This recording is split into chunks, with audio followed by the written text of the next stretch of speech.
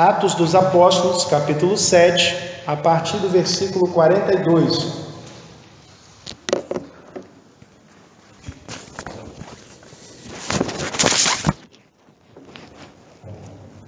Iremos até o versículo 43. Atos, capítulo 7, do versículo 42 ao 53, onde a palavra de Deus fala-nos assim: Mas Deus se afastou e os abandonou a que servissem ao exército do céu, como está escrito no livro dos profetas.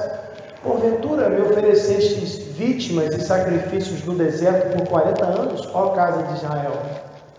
Antes tomastes o tabernáculo de Moloque e a estrela do vosso Deus Renfã, figuras que vós fizestes para as adorar. Transportar-vos-ei, pois, para além da Babilônia. Estava entre nossos pais no deserto o tabernáculo do testemunho, como ordenara aquele que disse a Moisés que o fizesse segundo o modelo que tinha visto, o qual nossos pais, recebendo-o também, o levaram com Josué quando entraram na posse das nações que Deus lançou para fora da presença de nossos pais até os dias de Davi, que achou graça diante de Deus e pediu que pudesse achar tabernáculo para o Deus de Jacó. E Salomão lhe edificou casa. Mas o Altíssimo não habita em templos feitos por mãos de homens, como diz o profeta. O céu é meu trono, e a terra o estrado dos meus pés. Que casa me edificareis, diz o Senhor? Ou qual é o lugar do meu repouso? Porventura não fez a minha mão todas estas coisas? Homens de dura cerviz, incircuncisos de coração e ouvido, vós sempre resistis ao Espírito Santo. Assim vós sois como vossos pais, a qual dos profetas não perseguiram vossos pais? Até mataram os que anteriormente anunciaram a vinda do justo, do qual vós agora fostes traidores e homicidas. Vós que recebestes a lei por ordenação dos anjos, não a guardastes. Amém. Vamos orar.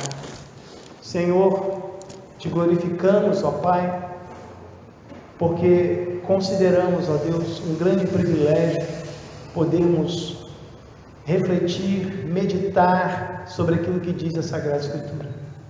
Muito obrigado, Senhor, porque podemos fazer isso com liberdade, Pai. Obrigado, Pai. Sabemos, ó Deus, que há lugares que isso não é possível, mas o Senhor nos proporciona essa oportunidade. E por isso, ó Deus, nós te agradecemos. Pedimos ao Senhor que Tu continues a falar aos nossos corações, ó Deus, que, ó Pai, as nossas imperfeições não sejam barreira para isso, mas, ó Deus, que o Teu Santo Espírito nos dirija, Pai, de modo, Senhor, que realmente ouçamos a Tua voz e assim, ó Pai, nós possamos refletir e pôr em prática o que o Senhor nos falar. Ó Deus, é isso que nós te pedimos. E desde já te agradecemos em nome de Jesus. Amém. Você pode se assentar. Irmãos, no discurso cristão, na pregação evangélica, há assuntos, há temas, há tópicos que aparecem com muita frequência, né? Nós vemos, por exemplo, que há uma frequência no tema vida conjugal. Nós vemos com muita frequência pregações que envolvem piadas, né? A gente tem de tudo, né? Fala-se sobre prosperidade, fala-se sobre família, já citei, né? Mas o que? Fala aí, eu sei mais alguma coisa, né? Isso, então, mas fala-se sobre muita coisa, mas há alguns assuntos que não aparecem com grande frequência. Um deles, irmãos, é o juízo divino. Pouco se fala sobre o juízo de Deus. Nós falamos bastante sobre salvação, sobre a vinda de Cristo, mas na pregação, de um modo geral, no discurso evangélico, de um modo geral, pouco fala-se a respeito do juízo. E nesta noite eu quero refletir com os irmãos sobre esse aspecto da ação divina. Deus, Ele é Salvador, Ele é Criador, Ele é sustentador, mas Ele também é juiz. Então, esse aspecto da ação divina, esse aspecto do caráter de Deus, precisa também ser objeto de nossa reflexão, porque um dos atributos morais de Deus é a justiça. Então nós precisamos refletir sobre o juízo divino, e vamos usar esse texto para tratarmos sobre isso. E a primeira coisa que eu quero destacar, irmãos, é que o juízo divino, ele não se limita a pragas. É interessante nós pensarmos nisso, irmãos, porque normalmente nos arraiais pentecostais há com muita frequência, né, aquela teologia da ameaça, né? Cuidado, olha, Deus vai jogar no leito, hein? Aquela ameaça relativa a doenças, né? Doenças, para cuidado, para Deus não te castigar. Há pessoas, às vezes, que até ajudam a igreja ou ajudam até o próximo, com medo de que o castigo divino o alcance na forma de uma doença ou de uma praga. As pessoas vivem nessa tensão, né? Embora nós saibamos que Deus, ele não trabalha com esse tipo de ameaça, né? Com esse tipo de teologia, mas sabemos que isso acontece. Só cuidado, Deus vai pesar a mão, meu irmão, olha lá, hein? Isso é muito frequente em alguns contextos, né? Mas, embora tenha gente que gosta desse negócio, tem pessoas que gostam de viver sob ameaça, né? Às vezes viver sob ameaça para alguns é mais seguro, né? Alguns até gostam. Cuidado para não perder a tua salvação, né? Caramba, se eu olhar para lá, olhar para cá, eu perco a salvação. Então, tem gente que gosta e às vezes até sente que precisa ser ameaçado. Mas a questão não é essa, né? Deus não emprega essa teologia da ameaça, mas o juízo divino é uma realidade. E no texto que nós lemos, irmãos, nós vemos que o discurso de Estevão, nesse ponto que nós chegamos aqui, a partir do versículo 42, o discurso de Estevão, ele se aproxima muito daquilo que nós lemos em Romanos, capítulo 1, a partir do versículo 18, quando nós vemos que as nações afastadas de Deus, mergulhadas na idolatria, tendo servido mais a criatura do que o Criador, essas nações, elas foram entregues às suas próprias paixões, e isso, irmãos, é a manifestação da ira de Deus. Que é isso, pastor? É a manifestação da ira de Deus. Venha comigo, Romanos capítulo 1, e vamos ver isso. Estevão, ele usa a mesma ideia presente no texto redigido ali, dirigido à igreja de Roma. Romanos capítulo 1, versículo 18, a Bíblia diz assim: porque do céu se manifesta a ira de Deus sobre toda a impiedade e injustiça dos homens, que detêm a verdade em injustiça. Porquanto o que de Deus se pode conhecer, nele se manifesta, porque Deus o manifestou. Porque as suas coisas invisíveis desde a criação do mundo, tanto o seu eterno poder como a sua divindade se entendem e claramente se veem pelas coisas que estão criadas, para que eles fiquem indesculpáveis. Porquanto, tendo conhecido a Deus, não o glorificaram como Deus, nem lhe deram graças, antes em seus discursos se desvaneceram, e o seu coração insensato se obscureceu, dizendo-se sábios, tornaram-se loucos, e mudaram a glória do Deus incorruptível, em semelhança da imagem de homem corruptível, e de aves, quadrúpedes, e de répteis, pelo que também Deus os entregou às concupiscências do seu coração, à imundícia, para desonrarem seu corpo entre si, pois mudaram a verdade de Deus em mentira, e honraram e serviram mais a criatura do que o Criador, que é bendito eternamente. Amém. Veja, a manifestação da ira de Deus foi entregá-los às suas próprias vontades. E no texto que lemos, irmãos, em Atos capítulo 7, versículo 42, nós vemos que após Estevão relatar o episódio ali do bezerro de ouro, quando o povo cai na idolatria, quando o povo se afastou, após o povo ter feito uma aliança, ter aceitado os termos do pacto que Deus propôs, após isso, imediatamente caíram na idolatria, rompendo, rescindindo o pacto. Então, Estevão diz que Deus se afastou e os abandonou. Irmãos, o afastamento de Deus é, na verdade, um juízo terrível. Porque, veja, o mundo gentio foi cada vez mais se afundando, se afundando. Esse afastamento do Senhor significa que Deus virou as costas para Israel e permitiu que eles seguissem na sua iniquidade. E esse pecado foi se intensificando cada vez mais. Por isso que Estevão, no seu discurso, ele cita Amós capítulo 5, a partir do versículo 25, ele cita Amós afirmando, na verdade fazendo a pergunta que Deus faz ao povo: porventura me oferecestes vítimas e sacrifícios no deserto por 40 anos, ó casa de Israel? Vocês apenas sacrificaram a mim, vocês foram fiéis. Então, há uma resposta a essa pergunta retórica, o versículo 43, que diz: antes tomastes o tabernáculo de Moloque e a estrela do vosso Deus é infame. E aí, irmãos, nós vemos que os israelitas, e nós sabemos disso, eles não foram sempre fiéis a Deus. Nós vemos que já no deserto, é isso que o texto está dizendo, já no deserto, esse pecado da idolatria estava presente. Sabemos do episódio do bezerro de ouro, Êxodo 32, mas vemos outros episódios, Números 25, por exemplo, quando eles caem ali diante daquela tentação das mulheres moabitas. Então eles caem e prestam culto ali a Baal, Peor. Então os israelitas, eles estavam constantemente incorrendo nesse erro, porque Deus os entregou, Deus se afastou. Deus sempre teve um remanescente no meio do povo, mas Deus permitiu que aqueles que abraçaram esse pecado da idolatria, isso permanecesse. Deus poderia ter eliminado essas pessoas de uma vez, né? Como alguns às vezes querem que o juízo seja imediato, mas o pior juízo, irmãos, é entregar o indivíduo às suas próprias paixões.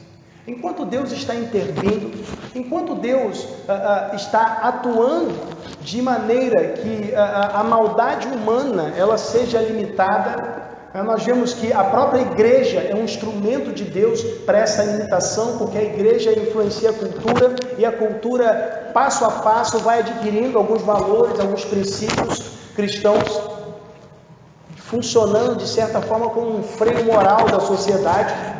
Mas quando Deus permite que o pecado se propague, irmãos, então nós estamos por conta própria. Estar por conta própria é a pior coisa que tem. Muitas pessoas almejam, né, o momento de chegar à maioridade para poder ter independência e tal. Irmãos, mas nós não sabemos o que fazer. Às vezes nós temos soluções para tudo, mas na verdade, irmãos, nós somos falhos, imperfeitos, e as nossas soluções são imperfeitas.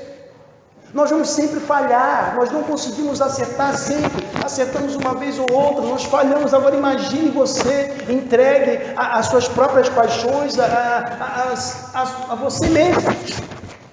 Precisamos de Deus, precisamos da intervenção de Deus neste mundo, neste tempo, para que a coisa não fique pior. Porque quando a coisa chega a esse ponto de ficar tão ruim, tão pior, quando a medida da injustiça se completa, também o cálice da ira se enche. Então Deus manifesta o juízo de uma vez por todas.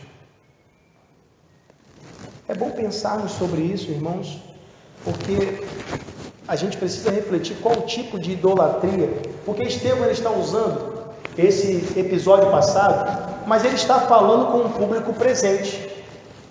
Assim como nós lemos a Bíblia, lemos textos nos quais Jesus falava com fariseus, falava com outras pessoas ali, os seus discípulos, e aplicamos às nossas vidas. E Estevão está fazendo a mesma coisa, está falando ao seu público. Quem estava ouvindo Estevão? O Sinédrio. Estevão estava sendo acusado. O mais alto tribunal dos judeus estava ouvindo. Estava sendo acusado de falar contra Moisés, de falar contra o templo. Mas Estevão agora ele está comparando aquela geração israelita que enveredou pela idolatria com os ouvintes. Estevão está dizendo, é do mesmo jeito. É do mesmo jeito. Porque o que aquelas pessoas estavam idolatrando? Irmãos, eles idolatravam, por exemplo, a tradição deles. Jesus mesmo os condena em Mateus. Nós vemos que Jesus, ele fala, Mateus capítulo 15, ele fala sobre, eles criticam Jesus, porque Jesus estava descumprindo a tradição. Jesus fala, mas vocês, por causa da tradição, vocês descumprem o mandamento. Eles deixavam de honrar pai e mãe, valorizando uma tradição que só os beneficiava. Então Jesus mostra para eles o quanto eles idolatravam a tradição estava acima das escrituras. A tradição se tornou um ídolo para eles. Porque idolatria, irmãos, não é somente se prostrar diante de uma imagem de escultura. Idolatria é colocar qualquer outra coisa no lugar de Deus. Então, quando isso é entronizado, seja a tradição, seja talvez o dinheiro, seja o que for, né? Se você colocou isso no lugar de Deus, isso agora ocupa lugar prioritário na sua vida, acima do Senhor. Então isso é idolatria. Até o próprio eu pode estar nessa situação. Nós vemos idolatria até no Éden, né? A proposta de Satanás era que o homem fosse como Deus. Que o homem tivesse condições de exercer juízo, de deliberar acima do que Deus já havia deliberado. Olha, se você comer, você vai morrer, não come isso aí não. Então o homem se sente nessa condição, se sente apto, autossuficiente, idolatra a si mesmo. Olha, eu posso fazer. E nós vemos que o orgulho, a soberba, é a manifestação mais clara de idolatria que nós temos em nosso tempo. Então, Estevão está falando com essas pessoas, os comparando aos adoradores do bezerro. Eles trocaram o culto ao bezerro, essas pessoas que estão ouvindo Estevão, trocaram o culto ao bezerro pelo culto, pela idolatria da tradição. O interessante, irmãos, é a comparação aqui que Estevão ele fala a respeito desses deuses, as estrelas do céu, né, que eles passaram a adorar, o exército do céu. Os israelitas já não faziam isso há muito tempo. Essa questão idolátrica em relação aos planetas, como menciona aqui Moloque, que era um deus ali fenício, cananeu, era um deus do céu, às vezes um deus do sol, e esse Renfã, normalmente associado ao planeta de Saturno. Então, os israelitas já estavam distantes disso, mas Estevão coloca no mesmo nível aquilo que eles estão fazendo. E veja, o juízo foi entregá-los ao seu próprio pecado, mas lá na frente teve uma outra expressão do julgamento divino. Eles foram transportados para a Babilônia, foram transportados pelo exílio, porque a idolatria permaneceu e permaneceu e permaneceu, até que Deus enviou juízo através do exército de Nabucodonosor. Então eles foram levados para a Babilônia. Estevão, na verdade, irmãos, nós percebemos, lendo todo o discurso, entendemos que Estevão ele está afirmando que a mesma coisa há de acontecer com aqueles idólatras, aqueles que idolatravam a tradição. A mesma coisa, em algum momento, aquilo que eles idolatravam, que uma das coisas era o templo, que era o reflexo ali da sua cultura, da sua tradição, isso seria destruído. Jesus já havia anunciado isso. O templo seria destruído. E foi no ano 70 depois de Cristo. E aí nós pensamos, irmãos, será que temos entronizado algo em nossos corações? Às vezes, irmãos, as pessoas acham que estão sãs e salvas porque nada acontece. Porque aparentemente não há um juízo nesse tempo. Então praticam os pecados sentindo-se impunes, mas não há impunidade. Não há impunidade. E talvez Se alguém está com essa mente tão cauterizada, talvez ele tenha sido entregue às suas próprias paixões. E não se engane, o juízo final é pior do que o juízo do meio. O juízo final é ainda mais terrível, porque se o afastamento de Deus nesse tempo já é algo terrível, imagine a separação completa de Deus por toda a eternidade. Isso é a condenação. Muito mais do que fogo e enxofre, mas a separação de Deus. Segunda coisa que quero destacar, irmãos, a respeito do juízo divino, é que o juízo divino, ele não tarda e nem falha. Perceba que o texto diz que entre os israelitas estava o tabernáculo do testemunho. E preste atenção, irmãos, que Estevão está falando nossos pais. Estevão está confrontando ali o seu auditório, mas ele se identifica com o auditório por conta de ele ser israelita também. E ele diz que eles estavam com o tabernáculo do testemunho. Para quem não sabe, irmãos, o tabernáculo era um templo portátil, né, que a gente transporta, um santuário portátil. Eles desmontavam no deserto. Agora, veja bem, Estevão está falando diante de pessoas que o criticaram por ele ter falado mal do templo, segundo eles. E a visão de Estevão, realmente, ela não era a favor daquela idolatria do templo. Os judeus achavam que Deus morava em Israel, mais especificamente em Jerusalém e lá no templo. Tem crente que pensa assim também hoje, né? Tem crente que acha que Jerusalém é terra santa, né? Tem crente que acha isso, né? Poxa, e tem muitas pessoas que são enganadas por causa disso, né? Bebe a água da torneira aí, é identificada como água do Rio Jordão. E mesmo que fosse do Rio Jordão, por que a água do Rio Jordão é melhor do que qualquer outra água? Isso também é idolatria. Então, irmãos, vejam, Estevão, ele fala isso não por acaso. Ele diz, olha, que esse tabernáculo, esse santuário portátil, ele foi feito como ordenara aquele que disse a Moisés que o fizesse segundo o modelo que tinha visto. Quem ordenou? Deus ordenou. Estevão faz questão de citar que Deus ordenou a construção do tabernáculo. Agora, no versículo 45, ele diz assim, o qual nossos pais, recebendo-o também, o levaram com Josué, quando entraram na posse das nações, que Deus lançou para fora da presença de nossos pais, até os dias de Davi, que achou graça diante de Deus e pediu que pudesse achar tabernáculo para o Deus de Jacó. A palavra aqui traduzida como tabernáculo, da ideia de habitação, pousada, né? Não necessariamente um tabernáculo, a ideia aqui da construção do templo. Mas veja, irmãos, foi Deus quem mandou fazer o templo, ou foi uma ideia de Davi que Deus aprovou? E aí, o que vocês acham? Estevão procura deixar a coisa clara para a gente.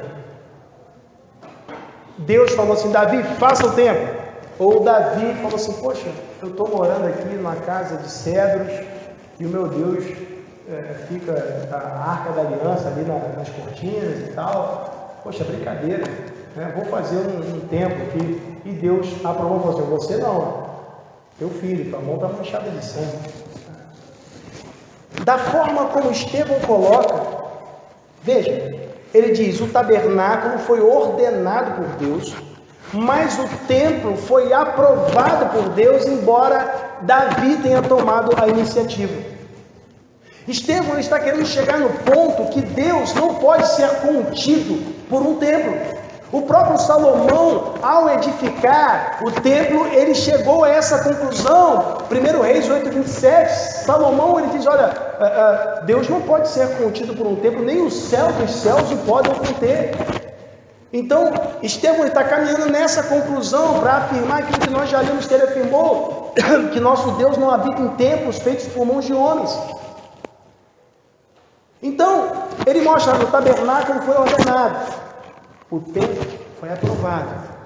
Mas a iniciativa, nós vimos ali sendo de Davi. Claro, Deus já havia decidido isso na eternidade, mas no tempo, nós vemos que a iniciativa foi de Davi. Veja, então, nesse contexto, aparentemente, onde há apenas a afirmação da adoração correta, mostrando-se que Deus, ele não está limitado a um templo, que Deus, o povo adorava a Deus no deserto, que mostra a mobilidade, de Deus, Deus está em todo lugar. Veja, o texto diz que eles levaram esse tabernáculo com Josué para a terra prometida, nesse contexto que fala da adoração, que fala da presença de Deus em todos os lugares, não somente no templo. Há também a evidência do juízo divino, tanto nos povos, em relação aos povos que habitavam a terra prometida, como mais à frente, quando Estevão fala diretamente para o seu público. Veja, Deus tirou as nações, Deus lançou fora as nações da presença de nossos pais. É isso que Estevão está dizendo. Irmãos, em Gênesis 15, versículo 16, Deus disse que Abraão iria herdar a terra, mas isso só ia acontecer quando a medida dos pecados, da iniquidade, da injustiça dos amorreus estivesse completa. Isso demorou muito tempo, porque ainda o pessoal foi para o Egito, teve 400 anos de aflição, e só depois eles entraram na terra prometida. Ficaram aquele tempo lá no deserto, demorou. Alguém talvez possa ter pensado, poxa, esses camaradas são pecadores, idólatras, e Deus não fez nada. O juízo demorou, mas ele foi aplicado, porque Deus deixou eles as suas próprias paixões, os cananeus. Então, em um dado momento, a manifestação da ira veio através da instrumentalidade dos israelitas.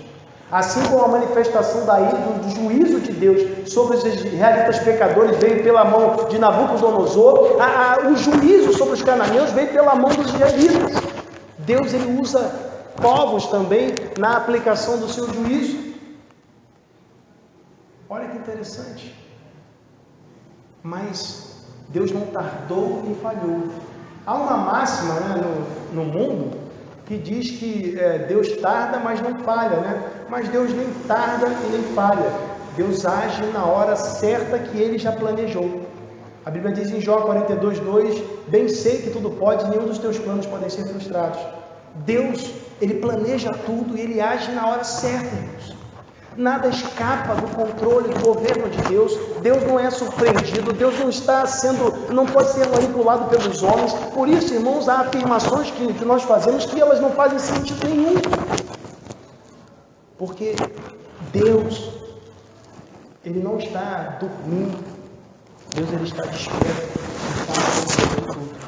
Interessante, irmãos, seguindo no texto, nós vemos que os israelitas, embora Salomão tenha edificado uma casa para Deus, que na verdade é uma referência ao templo, Estevão ele mostra onde que os israelitas se perderam nisso, porque ele diz no versículo 48 que o Altíssimo não habita em templos feitos por mãos de homens, como diz o profeta. Ele cita Isaías 66, onde o texto diz: o céu é o meu trono e a terra o estrado dos meus pés. Que casa me edificareis, diz o Senhor, ou qual é o lugar do meu repouso?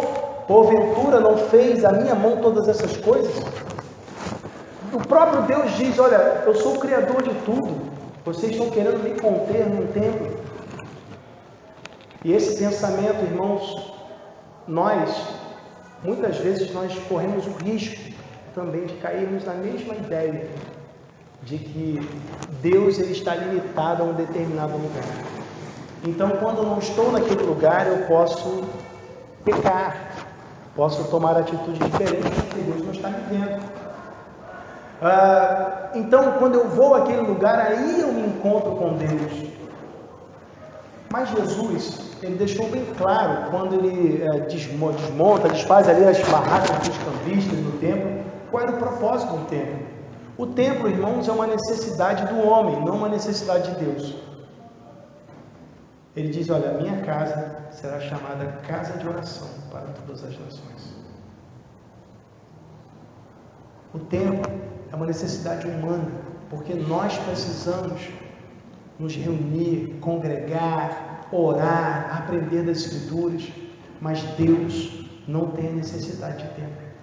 Tanto que se o irmão ler Apocalipse, capítulo 21, 22, o irmão verá que na Nova Jerusalém não há templo, não há nem necessidade nem mesmo de sol, nem de lua. Deus é tudo, Deus preenche tudo. E no texto que nós vimos de Isaías, o Isaías 66, que Estevão cita aqui, o texto fala do juízo divino. O juízo divino viria, mas se o irmão ler todo o texto de Isaías 66, o irmão vai perceber que no mesmo texto fala-se sobre o culto. E no juízo divino o templo seria destruído, mas o culto continuaria. Como continuou, e os israelitas foram para a Babilônia e não pararam de cultuar a Deus. Após o exílio surgiram as sinagogas. Eles começaram os judeus estavam dispersos, começaram a instituir locais para adoração, estudo da palavra, então eles se reuniam nas sinagogas. O culto, irmão, nunca vai parar por falta de templo. Se o templo caiu, o culto continua. Agora, Estevão demonstra a que ponto as pessoas tinham chegado. Ele diz que o Deus, o Criador de tudo, ele não precisava de templo. Então por que eles estavam idolatrando o templo? O juízo divino também viria sobre eles. Da mesma forma que o juízo veio sobre todos os idólatras ao longo da história. Estevão está mostrando essa perspectiva histórica, destacando a condição que eles se encontram, e mais à frente Estevão vai ainda, de forma mais contundente, apontar o erro deles. O juízo também ia chegar para eles. E aí nós pensamos, irmãos, e refletimos que a adoração cristã, ela inclui uma ideia do juízo. Nós adoramos a Deus porque o reconhecemos como Senhor de tudo, reconhecemos que Ele é o juiz, reconhecemos que nós escapamos da condenação por conta da sua graça, mas a condenação é a justa retribuição pelo pecado. Logo, o juízo, a consciência do juízo, faz parte da nossa adoração, da nossa manifestação de culto, porque nós compreendemos que o justo, o mesmo que é o juiz, também é o Salvador, e Ele nos resgatou, então agora nós não somos mais réus do juízo. Mas, terceira coisa que quero destacar, irmãos, a respeito do juízo divino, é que o juízo divino é justo. É justo. A Bíblia diz, em Hebreus 2:2, que toda transgressão recebeu a justa retribuição. O juízo divino é justo. Veja, Estevão, no seu discurso, versículo 51, ele diz assim: homens de dura cerviz.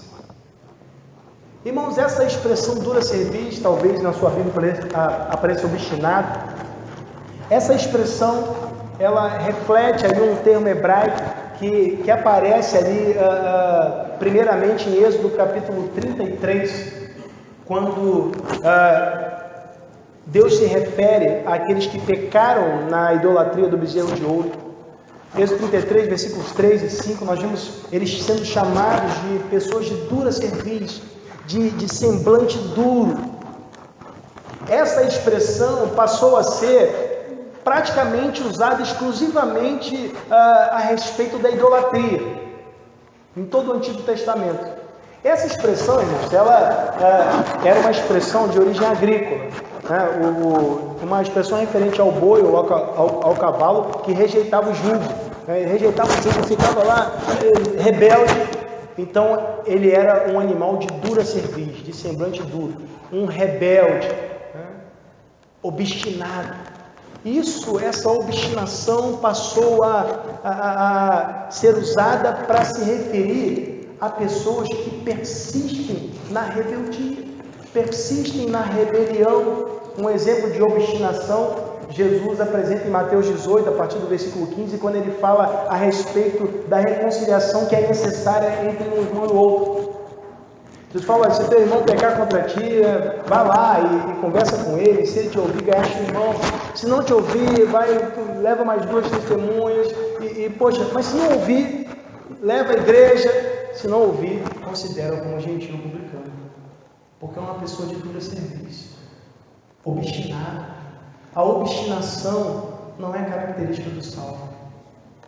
Veja, e é justamente nesse ponto que Estevão ele muda a abordagem. Os irmãos vão perceber que até os pronomes eles são modificados. Veja, Estevão fala, ao falar que esses homens eram de dura serviço, Estevão está comparando eles aos idólatras do bezerro de ouro. E isso para eles era terrível. Eles abominavam esse tipo de idolatria, embora praticassem outro. Abominavam. Mas Estevão fala, vocês são de dura serviço. Pior ainda agora, Estevão diz, homens de dura serviço e incircuncisos de coração e ouvido. Os irmãos sabem o que é ser incircunciso?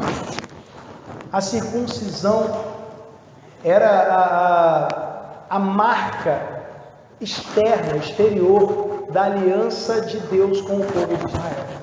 Circuncisão, na verdade, era aquilo que se conhece hoje como cirurgia de fimose, né? Se conhece nesse sentido. Então, cortava-se ali a pele do prepúcio e o indivíduo assim, ele era um israelita, ao 8º dia.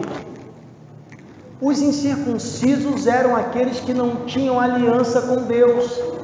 E quando Estevão fala que eles são incircuncisos de coração, Estevão está dizendo que embora eles tivessem a marca exterior, interiormente eles não tinham aliança nenhuma com Deus. E nem queriam ouvir o Deus da aliança, porque ele diz, vocês são incircuncisos de ouvido. Veja a condição desses homens. O texto diz, ele diz, olha, vós sempre resistis ao Espírito Santo. Vocês estão sempre duros, vocês são como aqueles bois e cavalos que resistem ao jugo, vocês são homens de dura serviço, estão sempre resistindo, não querem saber de Deus, mas dizem querer saber, mas no fundo estão sempre resistindo. Irmãos, eles apresentavam uma religiosidade exterior, mas o interior estava sujo. Como Jesus certa vez disse, vocês limpam o exterior do copo, mas o interior permanece todo sujo. Era assim que eles estavam. Às vezes, irmãos, nós gostamos do aspecto exterior da religiosidade. Gostamos daquilo que proporciona, né, a ideia de uma santidade associada às vestimentas ou ao palavreado. Mas o mais importante não é aquilo que estamos apresentando exteriormente, mas aquilo que aconteceu no nosso interior, a transformação que Cristo realizou. Porque às vezes, irmãos, nós queremos fazer parecer uma coisa que não é.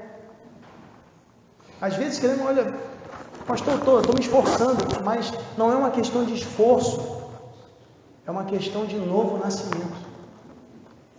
É necessário nascer de novo. Não se esforçar para ser crente, mas nascer de novo. Isso só é possível se rendendo aos pés de Jesus Cristo. E era exatamente isso que esses homens não queriam fazer. Então, irmãos, nós vemos que embora alguém pode pensar, poxa, mas pastor, eles só estavam mal informados, se nós vivêssemos naquela cultura, talvez nós também rejeitaríamos a Cristo e tal, irmãos, mas eles são indesculpáveis. Lemos em Romanos capítulo 1, eles estavam adorando mais o que o homem produzia, que era a tradição, que era a beleza do templo, do que o Deus Todo-Poderoso, Criador dos céus e da terra. E às vezes nós fazemos isso, irmãos. Adoramos mais aquilo que é a nossa vontade do que o Deus Todo-Poderoso. Quando na verdade precisamos de uma religiosidade mais prática. Talvez menos litúrgica no dia a dia, né? Mas mais prática. porque às vezes nos apegamos à estrutura da religião e nos esquecemos da sua essência. Bom, mas ele prossegue dizendo: assim vós sois como vossos pais. Lembre, meu irmão, que eu falei que no versículo 45 eu chamei a atenção para o pronome que Estevão usa aqui, nossos pais, no 45, mas agora no versículo 52, ou melhor, no versículo 51, ele diz: vós sois como os vossos pais. Então agora Estevão estabelece uma diferença. Nós não somos da mesma linhagem. Como assim? Vocês todos são judeus? Não. De um lado estavam os assassinos dos profetas, que Estevão vai falar mais à frente. Do outro lado estava o povo de Deus, remanescente do Senhor, que sempre esteve presente dentre o povo de Israel. Estevão não fazia parte do outro grupo, mas ele havia sido resgatado por Jesus. Então, ele faz uma pergunta retórica também, versículo 52, a qual dos profetas não perseguiram vossos pais? Todos. Se voltaram contra todos. A qual dos profetas não perseguiram vossos pais? Irmãos, então isso deve nos fazer pensar, porque às vezes, irmãos, apresentamos a religiosidade exteriormente, mas também estamos perseguindo profetas. Estevão aqui, ele está como na figura de um profeta. E às vezes, irmãos, estamos sempre nos posicionando contra os outros, quando na verdade, irmãos, ao invés de fazermos isso, ao invés de nos considerarmos inimigos uns dos outros, deveríamos ser, irmãos, no sentido mais estreito da palavra.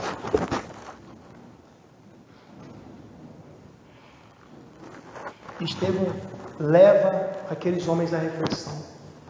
Qual dos profetas dos seus pais mataram? Esses homens que haviam matado Jesus, esses homens que estavam prestes a matá-lo, confirmando tudo que Estevão havia falado. E é isso que o homem faz, irmão. O homem é pecador, e o homem sem Deus, ele mata os profetas. Então Estevão, ele diz: olha, até mataram os que anteriormente anunciaram a vinda do justo, até aqueles que falaram sobre o Messias, vocês mataram, e mataram até o Messias. Então é importante, irmãos, que pensemos qual é a nossa, como anda a nossa espiritualidade. Será uma espiritualidade ao melhor estilo Street Fighter? Quando nós não perdoamos uns aos outros e magoamos uns aos outros, como assim? Ou será que estamos dispostos a andar mais uma milha, dispostos a amar, dispostos a compreender?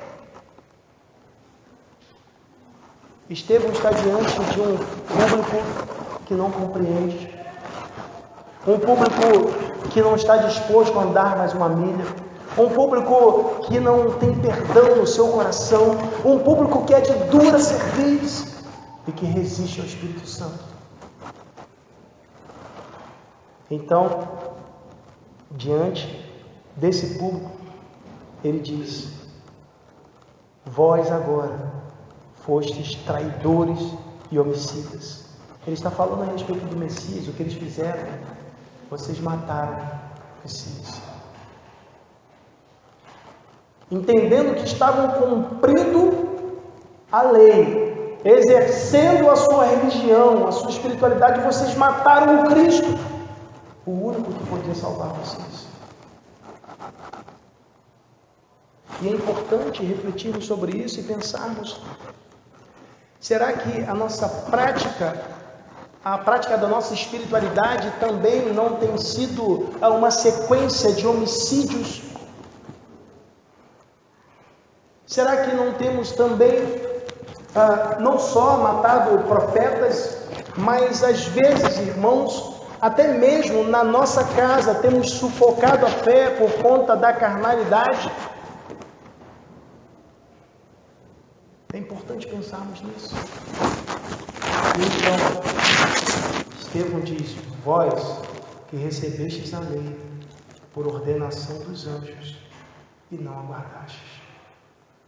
Veja bem, Estevão diante de doutores da lei, ele diz: vocês não guardam a lei. O ser humano tem uma dificuldade muito grande de ser confrontado, sobretudo pela verdade. O ser humano prefere ouvir mentiras do que verdade. E há pessoas que se blindam quanto a isso, se enfurecendo com facilidade para evitar que as pessoas digam a verdade, porque as pessoas ficam com medo e não querem dizer a verdade, porque se disser a pessoa vai se enfurecer, então as pessoas se blindam dessa maneira. Mas, irmãos, nós precisamos muito mais da verdade do que da mentira. E a verdade muitas vezes nos confronta. Mas nós precisamos saber reconhecer onde erramos. Ou então, no fim, nós vamos pegar pedras nas mãos e vamos matar os profetas. Assim é a pregação do Evangelho. Ela apresenta um Deus que é Salvador, mas um Deus também que é juiz. E como nós vemos no texto, aqueles homens seriam julgados justamente. Não só eles, irmãos, mas toda a humanidade. O juízo de Deus é justo, porque a Bíblia diz que todo homem é pecador. Todos pecaram e destituídos estão da glória de Deus. Isso não é apenas uma afirmação, isso é uma realidade.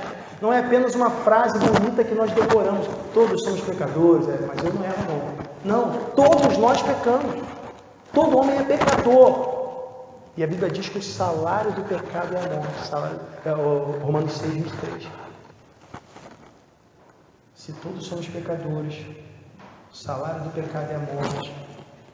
Todos merecemos a morte.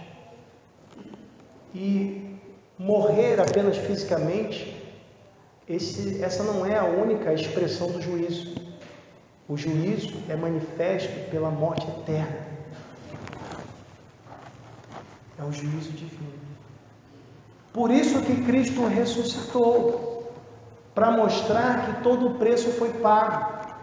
Porque se Jesus apenas morresse, e o salário do pecado é a morte, e não ressuscitasse, nós entenderíamos que ele ainda estava pagando o preço.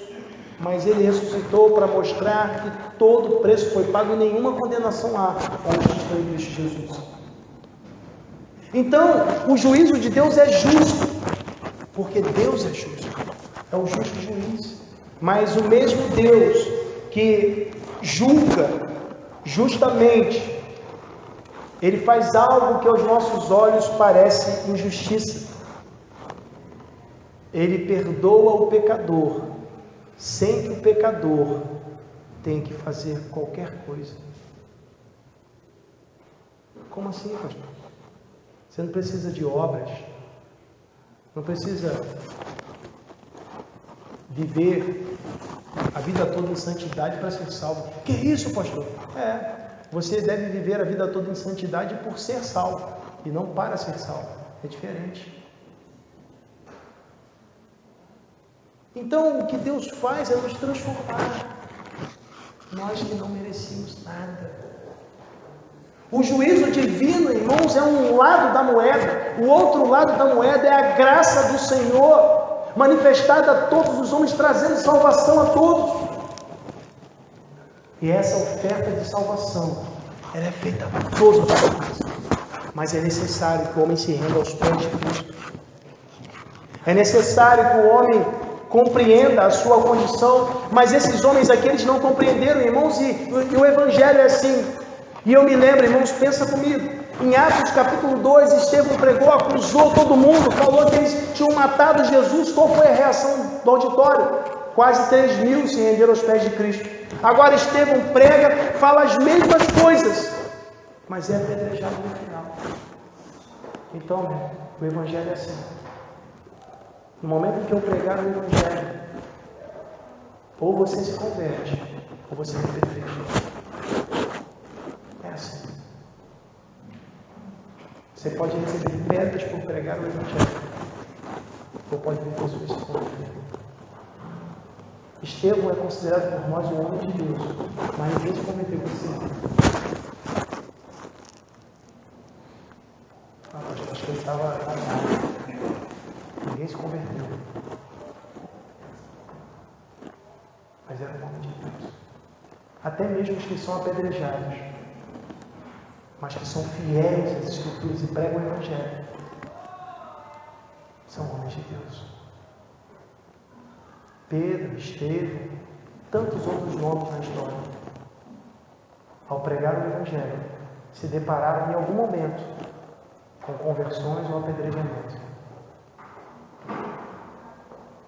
Então essas são as duas únicas opções.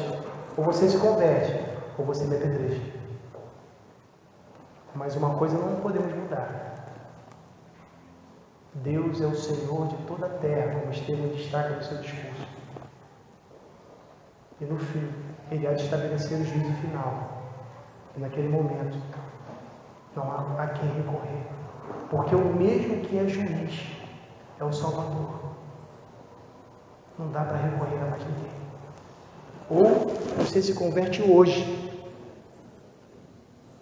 ou ao se encontrar com Cristo você vai converter. Ah, pastor, pode ser amanhã? Até pode. Mas nós não sabemos até quando durará a nossa vida. Não é ameaça, não, tá? É a teologia da ameaça, não é a realidade. Vamos orar, vamos dar graças a Deus.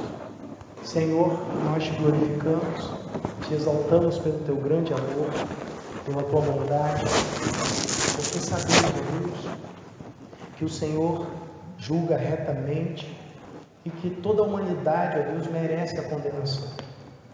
E te damos graças, ó Deus, porque o Senhor, mesmo, ó Deus, sendo desobrigado de fazer isso, o Senhor ofereceu-nos a salvação.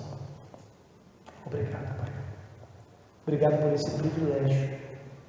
Continua, Pai, a nos dirigir nesse sentido, a fim de que, ó Deus, como salvos, nos conscientizemos também da necessidade de falarmos dessa salvação a toda criatura, como Jesus nos mandou.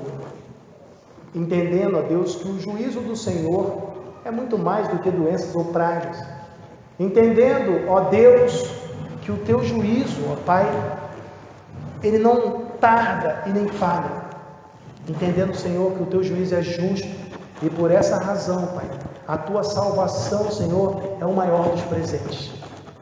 Sendo assim, ó Deus, nós pedimos a Ti que Tu continues a nos dirigir, a nos falar, a conduzir nossas vidas. Que eu peço e agradeço em nome de Jesus. Amém.